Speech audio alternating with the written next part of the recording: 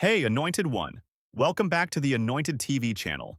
Today, we're covering a significant update in the ongoing case against Tom Keesee Jr., the former media officer of Faith Life Church in New Albany. If you've been following this story, you know how serious the allegations are, but things have just escalated with new charges being filed. Let's break down what we know. A fourth victim has now come forward with allegations against Keesee, prompting a Knox County grand jury to hand down a superseding indictment with 5 additional charges. 2 new counts of first-degree rape. 3 new counts of gross sensual imposition. These new charges bring the total to a staggering 32 counts, including 13 first-degree felonies, 14 third-degree felonies, 5 fourth-degree allegations. According to court documents, the fourth victim alleges that Keesee touched her inappropriately both over and under her clothing multiple times when she was just 6 or 7 years old. Even more disturbing, she alleges that he engaged in intimate conduct with her through digital penetration and intercourse before she even began second grade. These new alleged incidents reportedly occurred between 2008 and 2012, making them the most recent of any allegations against Keesee. He would have been between 19 and 23 years old during this time frame. What's particularly notable about this fourth victim's testimony is that she states some of the abuse occurred at the home of Gary and Drenda Keesee, Tom's parents, and the lead pastors of Faith Life Church. This directly connects the alleged abuse to the family home of the church leaders. Before this fourth victim came forward, 3 other victims had already made allegations against Keesee, leading to his initial arrest in April. The details of these accusations are deeply disturbing. The first victim was just 5 or 6 years old when the alleged abuse began. According to the arrest warrant filed by the Licking County Sheriff's Office, Keesee S.A.'d this victim approximately 50 times. The second victim reported that her abuse started when she was only 8 years old and continued nearly 100 times until she was 15, according to court documents. The third victim stated she was 10 or 11 years old when Keesee allegedly abused her.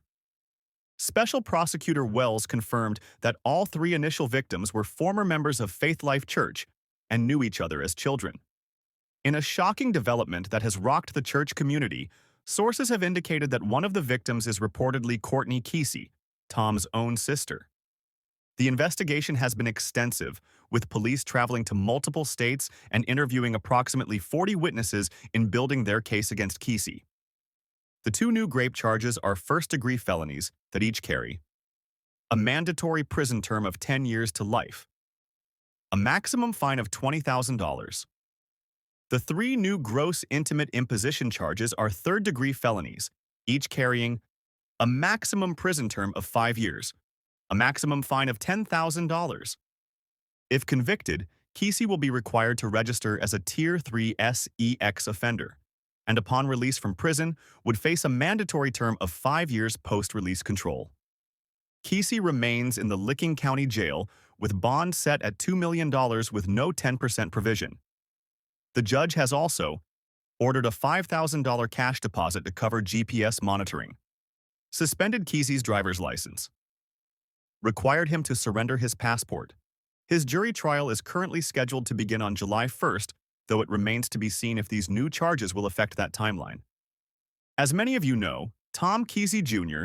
is the son of Gary and Drenda Keesee, who are the co-pastors of Faith Life Church, a 3,000-member megachurch in New Albany. Drenda Keesee also serves as a Knox County commissioner. This connection has complicated the legal proceedings, as the Knox County Sheriff's Office had to recuse itself due to a conflict of interest. Drenda Keesee oversees the Sheriff's Office budget in her role as commissioner. The case was transferred to Attorney General Dave Yost's office, but Yost also recused himself, citing personal friendships with the Keesee family. Tom Keesee resigned from his position as Chief Media Officer at Faith Life Church in August 2024, before these allegations became public. An attorney representing Faith Life Church has previously stated that the complaints involve incidents from 2 decades ago that do not involve the church directly. Authorities have consistently maintained that none of the alleged crimes took place on church property, though all victims were reportedly members of the Faith Life congregation. The path to these serious charges being filed is a story of mounting public pressure and brave victims coming forward. A public petition, which notably included allegations from Keesee's own sister, brought significant attention to the case and increased pressure on authorities to investigate. This was followed by a second online petition that specifically alleged Faith Life Church had covered up Tom Keesee's ABUSE. That petition also called for Drenda Keesee to resign from her role as county commissioner. Licking County Sheriff Randy Thorpe addressed the high-profile nature of the case at a recent press conference, stating, "It's been a case that's drawn a lot of attention, but I just want to make sure everyone realizes our focus is on the victims. That's what matters to us."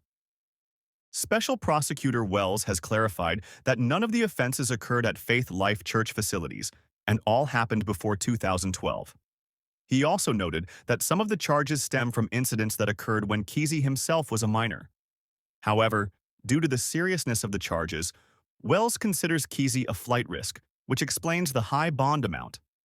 It's worth noting that beyond their church leadership roles, Gary and Drenda Keesee have maintained a public profile through their financial show on Daystar TV called Fixing the Money Thing, further complicating the public response to these allegations against their son. This case continues to develop, and with each new revelation, the allegations become more disturbing. As always, it's important to remember that in our justice system, everyone is innocent until proven guilty. However, the growing number of victims coming forward paints an increasingly concerning picture. For the alleged victims, many of whom were just children at the time of these reported incidents, coming forward takes tremendous courage. Their bravery in speaking out, especially against someone connected to such a prominent family and organization, should not go unrecognized.